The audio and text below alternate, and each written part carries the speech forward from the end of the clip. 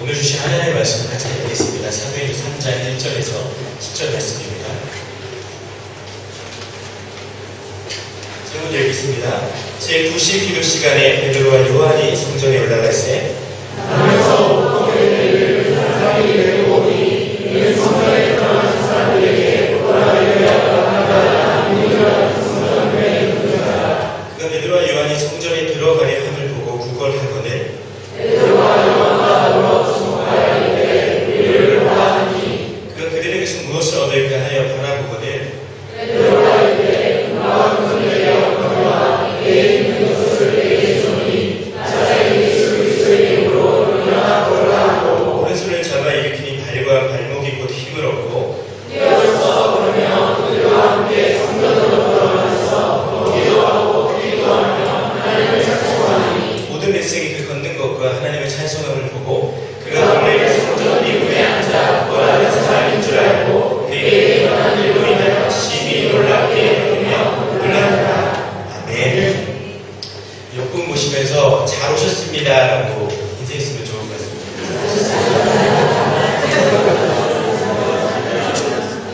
네, 은하계 목사님의 설교를 기대해서 오신 여러분들에게는 죄송한 마음으로 용서를 구합니다. 네, 목사님께서 늘 맛있는 것도 많이 사주시고요. 고기도 사주시고, 네, 지난주에는 이제 센터사인의 아쿠아리움 표도 주셔서 제가 받아 먹겠기 때문에 목사님의 이 요청을 거부할 수가 없습니다. 기도 많이 해서 원래 2달에 한 달에 한 번씩 설교 턴이 오는 것 같습니다. 굉장히 힘들거든요. 그래도 네, 설교를 잘하면 얼마나 기쁜 마음으로 자리에 서겠습니까? 하지만 설교 너무 못하니까 죽을 마음으로 이렇게 올라옵니다. 그래서 같이 저에게도 선포하는 저에게도 은혜가 임하고 듣는 여러분들에게도 하나님 귀한 은혜가 넘치기를 소망합니다. 한 주간 여러분들 어떤 하나님을 경험하셨습니까? 치유하신 하나님, 채워주신 하나님, 선한 목자 되신 하나님, 공급하신 하나님, 그 하나님 가운데 어떤 하나님을 만난 경험이 있습니다. 저는 이번 한 주간 동안에 공급하시는 하나님을 경험하게 되었습니다. 한국에서는 잘 일어나지 않는 사건들을 싱가포르에 와서는 많이 겪고 있습니다. 하나님께서 먹여주시고 또 입혀주시고 인도해주시는 것을 늘 경험하게 됩니다. 너무 잘 먹어서 살이 더 쪘고요. 입혀주시는 은혜는 제 딸에게 많은 옷들과 책들, 장난감들을 많이 주셔서 더 귀한 것으로 살아가고 있고 그렇게 하나님께서 인도해 가고 계십니다. 이제 새로운 학기가 1월 달부터 시작이 되어가지고 이제 등록금을 내는 등록금 이슈가 저희 가정의 기도 제목인데 하나님께서 하나님께 기도를 했습니다. 돈이 없으니까 수요예배 끝나고 수요예배 같이 기도하는 동안에 등록금을 위해서만 특별히 기도했습니다. 그래서 목요일 날 저에게도 하나님께서 기적을 주셨습니다. 학교에 갔더니 제 메인 버스 안에 돈 봉투로 보이는 봉투가 있었습니다. 물론 연애 편지는 아니겠죠. 그래가지고 직감적으로 돈이다. 그래서 하나님 감사합니다 하면서 조심스럽게 몰래 숨어서 얼마나 들었나 열어봤습니다. 물론 그 등록금 전체 금액은 안 주셨습니다. 물론 하나님께서는 늘 저와 저의 가정에 딱 그만큼만 주시는데요. 결코 많이 주신 적은 한 번도 없습니다. 그래서 그래도 이 소정의 금액을 주셔가지고 너무 감사했습니다. 물론 등록금은 내일 다음 달까지 매일 하나님께 때를 써야 됩니다. 하나님 한 10번 이상은 더 이렇게 봉투가 들어야 됩니다. 하나님 도와주십시오. 계속 기도를 하겠습니다. 여러분 이 땅에서 살아가는 우리 청년들, 진짜 유학하는 그런 지체들을 위해서도 많이 기도해 주십시오. 아멘이신가요? 네. 그런 하나님을 또 이번 한 주간도 경험하는 저와 여러분들 되기를 바랍니다. 오늘 본문 사도행전 3장을 보면은 성전 민문에서 날마다 앉아서 구걸하는 한 남자가 나옵니다. 2절에 보시면 이렇게 표현합니다. 나면서 못 걷게 된 사람이라고 성경을 명시합니다. 그는 우리는 모르는 이유지만 선처적인 이유로 나면서 못 걷게 되어서 40년 이상을 사람들의 도움을 의지해서 리문이라는 성전문에서 앉아서 구걸하고 살아가고 있는 사람입니다. 이절 또 보시면 나면서 못 걷게 되는 사람들의 매복운이 늘 이렇게 그는 40평생의 삶을 누군가에게 도움을 받고 그렇게 살아가고 있습니다.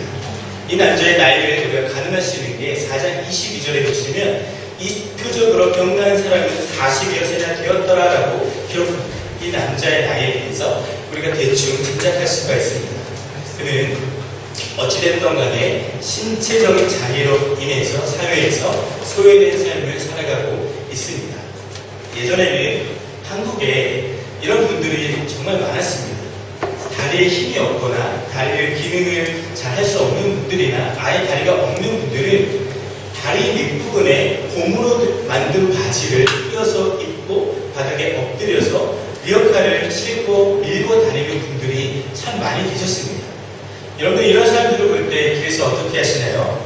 저는 어렸을 때 공원한 길을 가다가 이런 분들, 신체가 불편한 분들이나 노숙자나 구걸하는 사람을 볼 때마다 저에게 동전도 아니고 1,000원 한 장을 꼭 지어주고 그분들이 가서 이렇게 주고 오라고 교육을 시켰습니다. 좋은 습관을 만들어 주셔서 참 감사하고 있습니다. 저와 저희 아내도 시은이에게 길거리에 다니다 보면은 이렇게 시각장애인분들이 기타를 치거나 이렇게 노래를 부르는 사람들이 있습니다. 그렇고 전 돈이 없어서 집회는 못 주고 동전으로 아이의 교육을 시키고 있습니다. 여러분들 대부분 이런 사람들을 보면은 그냥 지나가거나 아니면 그냥 얼마를 주거나 간혹 기도를 하는 사람도 있을 것입니다. 성경에 나오는 이 남자는 날마다 성전 문에서 구걸했습니다. 왜? 살아가기 위해서죠. 할 수 있는 일이 이것밖에는 없었을지도 모릅니다. 그래서 그림 보시면 그림이 나올 거예요. 매일 사람들의 왕래가 잦은 성전에 와서 생계를 이어가려고 노력했습니다. 이 남자가 앉아있는 이 자리는 성전에 예배하러 가는 사람들이 오기 때문에 모른 척하거나 그냥 쉽게 지나칠 수 없는 구걸하기 좋은 장소입니다. 하지만 그처럼 사람들이 많은 왕래가 있기 때문에 혼잡한 장소였던지라 오히려 더 효과 없는 구걸이 되풀이되는 날도 많았을 것입니다. 오늘 성경에 나오는 예수님의 제자들 중에 베드로와 요한도 성전에서 그를 자주 보았을 것입니다. 규칙적으로 성전에 기도하러 올라갔기 때문입니다. 2장 46절에 따르면 날마다 마음을 같이하여 성전에 모이기를 힘쓰고 라고 말합니다. 원식교회가 규칙적으로 성전에 모이는 것과 같이 사도들은 여기에서 유대교회 기도에 참여하게 됩니다. 베드로와 요한도 그전에는 아마 이전에는 성전에 기도로 올라갈 때마다 이 남자를 볼 때마다 그냥 적선하거나 아니면 그냥 지나치거나 아니면 기도를 해 주었을지도 모릅니다. 여러분들 오늘 이 성전 미문에 앉아있는 이 남자의 모습을 보면서 나도 저 분 같은 사람이 될 거야. 와, 저 사람 정말 행복한 사람이구나 라고 생각하는 사람은 아무도 없을 것입니다. 그의 처지는 정말로 좋지 않습니다. 그러나 이스라엘 백성들은 그를 그냥 보고 그냥 지나칠 뿐이었습니다. 기껏 돕는다는 방법이 정말로 동정하는 마음으로 동전 한 푼을 던져주는 것입니다. 사실 그것 외에는 다른 방법이 없었을지도 모릅니다. 오늘 말씀 1절을 보면 한번 같이 읽을까요? 시작! 제90시간에 베드로와 요한이 성전에 올라갔을 제9시 시간에 베드로와 요한이 성전에 기도를 올라갑니다. 9시는 영어로 보면 오후 3시라고 기록합니다. 히브리시 시간법은 성경에 나온 시간에 더하기 6을 하면 간단합니다. 유대인들은 하루에 3번씩 아침 9시, 12시, 오후 3시에 기도를 합니다. 베드로와 요한은 예수님의 다른 제자들도 사도행전 오늘 3장인데요. 2장에서 오순절 다락방의 성령 체험을 하게 됩니다. 그 이후부터 베드로와 요한은 완전히 달라졌습니다. 성령 충만하게 되니까 그들의 생각이 달라집니다. 이전과는 다른 생각들을 하게 됩니다. 생각이 달라지니까 특히 베드로가 많이 달라졌습니다. 기질적으로나 여러 가지 면들이 많이 성령의 은혜로 잘 만져가고 있습니다. 베드로의 설교가 달라지니 하나님께서 도와주셔서 많은 성령의 은사들과 기적들과 역사들이 일어나기 시작했습니다. 그러면 제가 오늘 말을 하고 싶은 것은 우리도 이처럼 베드로와 요한처럼 성령 충만해가지고 예수 그리스도의 이름을 가지고 우리 그럼 어떻게 승리하며 사역을 할 수 있을까라고 고민을 하고 싶습니다. 그래서 세 가지로 짧게 나누고자 하는데, 첫 번째는 한번 같이 한번 읽겠습니다. 시작. 우리의 삶의 주변의 영혼들을 바라보자. 우리의 삶의 수많은 영혼들을 바라보는 게 먼저입니다. 어떻게 바라보냐? 주목하여 바라볼 필요성이 있습니다. 베드로와 요한이 성전에 기도하러 올라갈 때마다 이 남자를 보았을 것입니다. 특별히 날마다 성전 미문에 앉아있는 이 남자를 오늘 이 시간 사도행전 3장에 나온 이때 처음 봤을 것은 아닙니다. 베드로와 요한이 달라지니까, 하나님을 경험하니까, 성령 충만해지니까 이전에 내 눈이 아닌 이제 다른 눈으로 이 남자를 보게 됩니다. 성령의 눈으로 바라보니까 날마다 보게 되었던 이 사람이, 이 사람이 뭔가 필요하구나, 이 사람이 진짜 무엇을 갈망하는구나, 그 마음의 내면의 상태를 보았게 된 것입니다. 4절 보시면 한번 읽을까요? 시작. 베드로가 요한과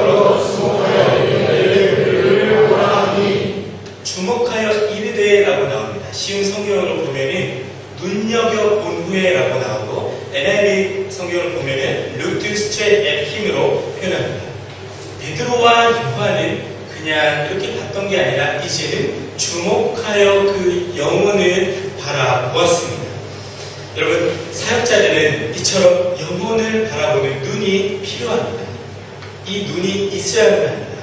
여러분들, 유목사님이나 저나 목회자들만 사역자가 아니라 우리 모두가 다 사역자이십니다. 믿으십니까? 아멘. 그러면 이거 역시 영혼을 바라보는 눈이 띄어야 되고 있어야 합니다. 하지만 사실 우리는 어떻습니까? 많은 사람들을 보지만, 만나지만, 그리고 그들과 교제는 하지만 얼마나 성령의 민감한 마음으로 그 영혼들을 주목하여 말을 하거나 만나본 적이 얼마나 될까요?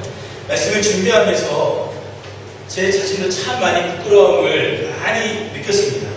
하나님께서 제게 주신 영혼들을 얼마나 주목하여 바라봤을까? 아니면 바라는 보는데 내가 보기 싫고 불편한 사람들을 완전히 외면하고 내가 보기 편한 사람들만 바라보았을까 하는 마음이 있었습니다. 저도 물론 이 부분에 자유하지 못합니다.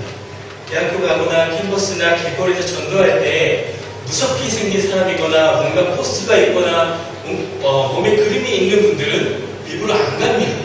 하지만 착하게 생기고 예쁘게 생기고 뭔가 공부 잘하게 생긴 것 같은 이런 분들에게는 갑니다. 영어 못하지만 막 갑니다.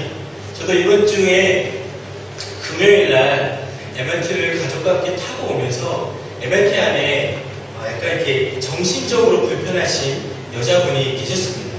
제가 이렇게 앉아있는데 딸이 너무 이쁘고 귀여우니까 계속 와서 막 만지고 막 얘기하고 계속 막 그러는 거예요. 그래서 하나님 한두 번은 괜찮아요 하면서 마음에 준비를 하고 괜찮습니다. 만져도 되었는데 계속 만지는 거예요. 근데 냄새가 나는 거예요.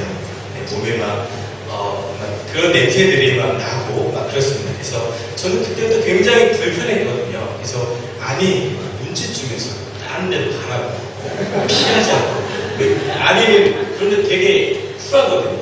그래서 아내가 엄청 많이 혼났습니다. 피해자가 그런 생각을 해요. 그래서 저도 많이 회개를 하게 되었습니다.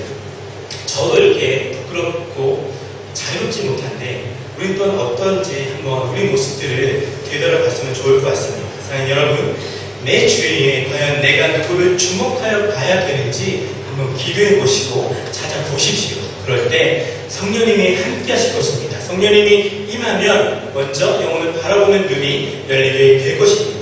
오늘 이 남자가, 이 안절병이가 이제 돈을 달라고 구걸하는 순간에 베드로와 요한에게 엄청난 생각이 이제 들어갑니다. 예전에는 뭐 이런 생각이 없었겠죠. 오늘 그들은 이 앉아있는 사람을 한번 일으켜 봐야겠다라는 생각을 합니다.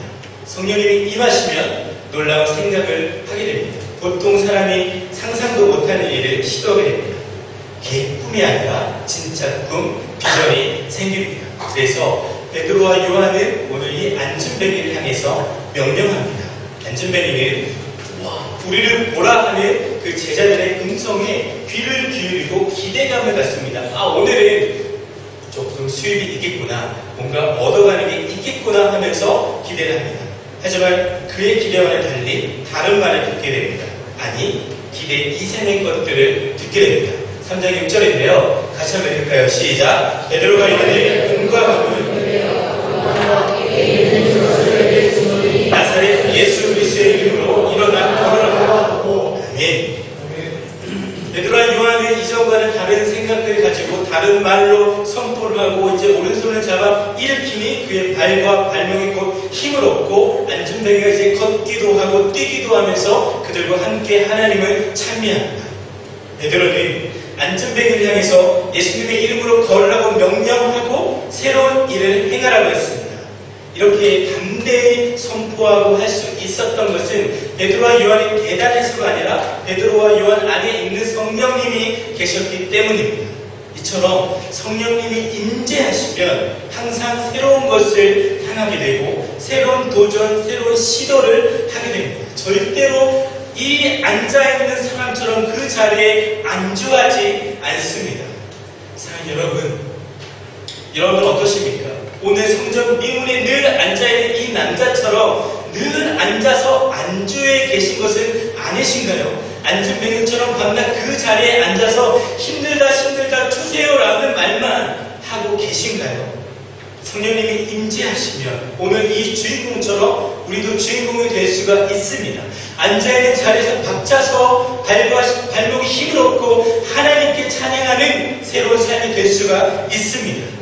사도행 1장 8절 보시면 오직 성령이 너에게 임하시면 너희가 권능을 받고 예루살렘과 온 유대와 사마리아 땅 끝까지 이르러 내 증인이 되리라 하시니라라고 말씀합니다. 예수님께서 성령님이 임하시면 우리가 권능을 받고 그 자리에 그곳으로 끝이라고 하시지 않으셨습니다. 예루살렘과 온 유대와 사마리아와 땅 끝까지 이르러 예수님이 증인이 될 것이라고 분명히 말씀을 하고 있습니다. 즉 권능을 받은, 은혜를 받은 그 자리에 머무르는 것이 아니라 계속해서 앞으로 새로운 곳을 향해서 나아갈 것이라고 말씀하고 계십니다. 성령님이 임하시면 우리는 늘 새로운 것에 부딪힙니다. 어디에 부딪히나요? 예루살렘이 부딪히고 유대에 부딪히고 사마리아에 부딪히면 땅 끝까지 부딪히게 됩니다. 여러분, 내 삶이 아무것도 부딪히는 게 없고 불편함이 없으면 성령님을 아직까지 죄송하지만 만나지 않았을 것입니다. 내가 계속 부딪히고 욕을 먹고 하면 이제 난 조금 성령님과 동행하는 자이구나 라고 여러분 감사해 보십시오.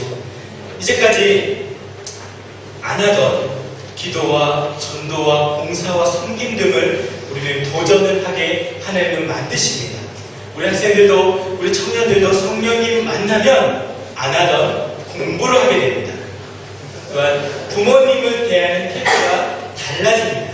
또한 교회에 오고 싶어집니다. 제가 그랬거든요. 안 하던 공부도 하고 엄마 아빠가 더 사랑스러워지고 매일매일 교회에 가고 싶었습니다. 학생 때. 물론 지금은 아닌데요. 아직 은혜가 더 필요합니다. 여러분, 이 같은 은혜가 날마다 끊어지지 않고 계속해서 연습해지기를 간절히 소망합니다. 성령님과의 만남의 축복이 있기를 기도합니다. 자, 여러분, 우리는 성령님이 주신 생각과 능력으로 날마다 새로운 길을 만들어갈 수가 있습니다. 나도 이제 할 수 있다. 난 달라질 수 있다. 새로워질 수 있다. 나도 영업권 할 수 있다. 우리 교회는 매주 새 신자들이 올 것이다. 성전이 가득 차게 될 것이다. 이제 이 좁고 이 더운 성전에서 더 넓고 시원한 곳으로, 아름다운 곳으로 이제 속히 이사갈 것이다. 아멘이신가요? 아멘. 여러분, 부딪히고 시도하십시오. 기도하고 말씀 들고 나아가는데 왜 안 되겠습니까? 성령님이 역사하시면 우리는 한계를 뚫고 하나님께서 각자에게 주신 목표를 향해서 비상하게 됩니다. 성령 충만해서 우리 주위에 있는 영혼들을 주목하여 바라봐 주십시오. 그때 성령께서 우리에게 지혜와 성령의 은사들을 부어 주실 것입니다. 아멘이십니까? 아멘. 두 번째, 우리도 베드로와 요한처럼 성령 충만해서 예수 그리스도의 이름을 선포하며 사역하기 위해서는 첫 번째는 우리 주변에 있는 영혼들을 주목하여 바라보는 것이고, 두 번째 같이 읽겠습니다. 시작. 묶이지 마는 것입니다. 본문에 나온 남자는 나면서부터 다리를 못 썼습니다. 즉 다리가 완전히 묶여있는 문제가 그에게는 있었습니다. 성경은 우리에게 우리가 처해 있는 본질적인 영적 상태에 대해서 분명히 이야기하고 있습니다. 우리도 이 남자처럼 묶여 있었던 존재들입니다. 그러나 지금은 예수님을 만나고 성령의 은혜로 말미암아 우리는 달라진 자들입니다. 예수님이 내 삶에 오시지 않으면, 능력이 임하지 않으면 오늘 본문의 남자처럼 우리도 저나 여러분들이나 다 똑같이 묶여있는 문제를 가진 자들일 것입니다. 여러분, 안전벨트처럼 일어설 수가 없고 걸을 수가 없는 문제가 혹시 가지고 계십니까? 오늘도 교회라는 하나님의 집 한 모퉁이에 그냥 걸쳐 앉아있는 그런 불쌍한 사람들은 없을까요? 앉아있는 동안은 건강한 사람처럼 보이나 실상은 일어설 수도 없고 걸을 수도 없고 뛸 수도 없고 하나님을 위해서 사역할 수도 없는 그런 아파하는 자들이 얼마나 많이 있을까 염려가 됩니다. 그리고 그냥 걸을 수 없기 때문에 교회의 그 문턱에 앉아있어서 늘 신앙의 진보 없이 늘 앉아만 있고 주의 품으로는 걸어갈 수 없는 그러한 자들이 얼마나 많이 있을까? 우리 교회에 얼마나 그런 자들이 있을까? 아니 이 땅 가운데 얼마나 많은 교회라는 이름 안에 그런 영혼들이 있을까? 많이 기도에 보게끔 되었습니다. 여러분, 악한 년들은 끊임없이 우리를 붙잡아갑니다. 이 그림처럼 붙잡아갑니다. 우리 청소년들이 지난달 작년 12월달 태국에 가서 했던 드라마의 내용도 이와 비슷합니다. 사단은 죄의 줄로 수많은 영혼들을 묶으려고 지금도 발버둥치고 있습니다. 술의 노예, 돈의 노예, 쾌락의 노예, 자기 애착의 노예는 아주 우리 영혼들을 망가뜨리려고 힘을 쓰고 있습니다. 그 결박을, 그 묶임을, 그 꼬임을 푸는 방법은 주가 오실 때만 해결됩니다. 주께서 하시는 것입니다. 성령님의 역사가 있으면 절대로 묶이지 않습니다. 나이에도 환경에도 어떤 컨디션에도 우리는 묶이지 않습니다. 아멘이시죠? 아멘. 사도행전 3장의 베드로와 요한의 모습을 한번 상상해 보십시오. 그들은 묶이지 않았습니다. 또한 3장 이후에 베드로와 요한 예수님의 제자들을 감옥에 넣고 혼을 내고 매를 때리고 죽음의 위협을 해도 그들은 묶이지 않았습니다. 오히려 그들은 성령의 능력으로 날마다 예수 그리스도의 이름을 선포합니다. 예수 그리스도의 이름으로 말미암아 나면서부터 걷지 못하는 이 남자는 늘 그냥 해왔던 것처럼 이전까지는 앉아있는 것이 당연한데 성령님이 임하시니까 앉아있지 않고 오히려 일어서게 됩니다.